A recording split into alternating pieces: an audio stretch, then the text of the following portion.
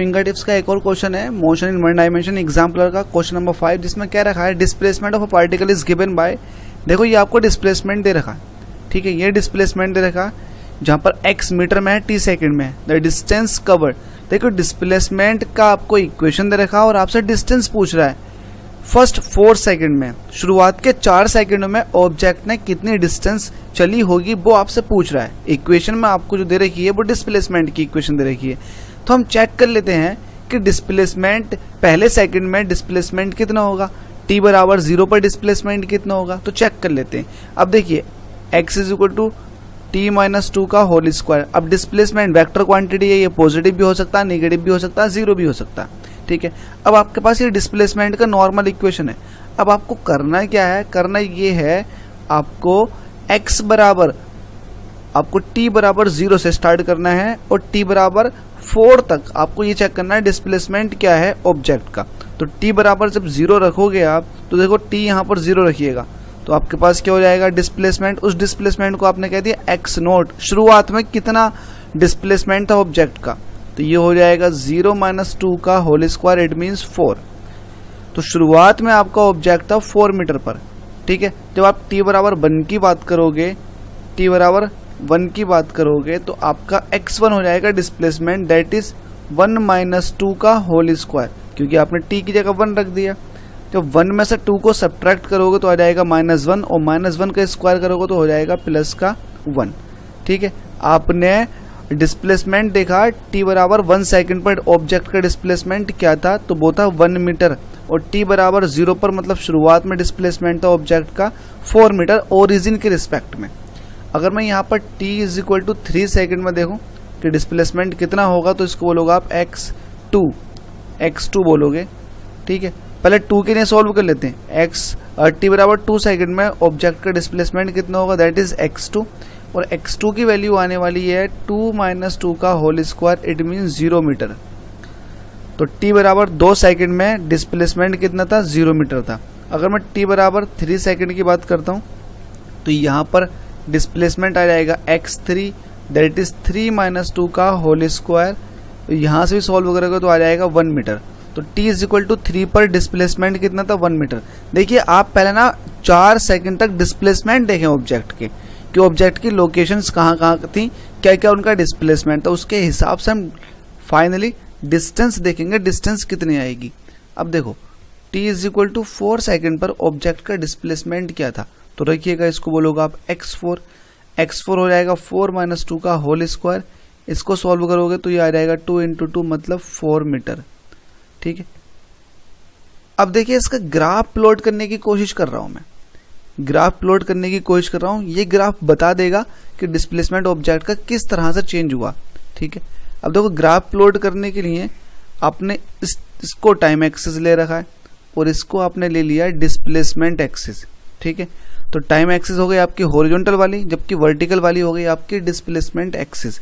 अब देखिएगा जब t 0 था मतलब यहाँ पर था, तब डिस्प्लेसमेंट ऑब्जेक्ट का कितना था, 4 मीटर था, तो ठीक है। जब t इज इक्वल टू 0 होगा तो डिस्प्लेसमेंट कितना मिला आपको, 4 मीटर। तो ये आपके पास आ गया 0,4y लाइन, ठीक है। तो ये आपका पहला पॉइंट आ गया। दूसरे पॉइंट की बात करते हैं। जब t इज इक्वल टू 1 होगा, t कितना होगा, 1 होगा, 1 सेकेंड होगा टाइम, तब डिस्प्लेसमेंट आपका 1 होगा।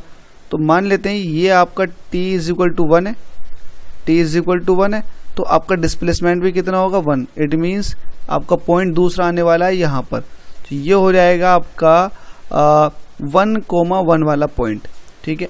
अगले पॉइंट की तरफ देखते हैं।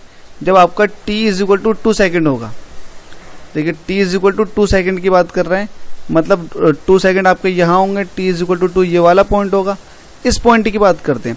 अब इस पॉइंट पर आपका डिस्प्लेसमेंट कितना होगा, t इज इक्वल टू 2 पर डिस्प्लेसमेंट हो गया, t इज इक्वल टू 2 पर आपका डिस्प्लेसमेंट 0 मीटर। इट मीन्स आपका C पॉइंट यही होगा, क्योंकि यहाँ पर डिस्प्लेसमेंट आपको 0 मिलेगा, तो C पॉइंट आपका ये होगा।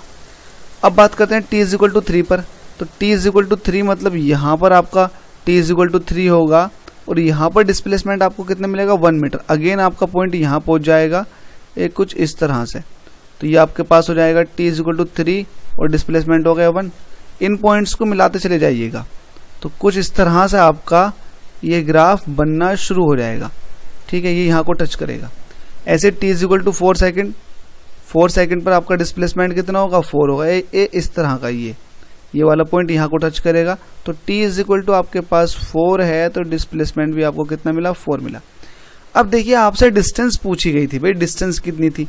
तो पहली डिस्टेंस तो ये हुई, दूसरी डिस्टेंस ये हुई, तीसरी ये और चौथी ये। तो टोटल डिस्टेंस देखो यहाँ से यहाँ तक, देखो यहाँ से यहाँ तक।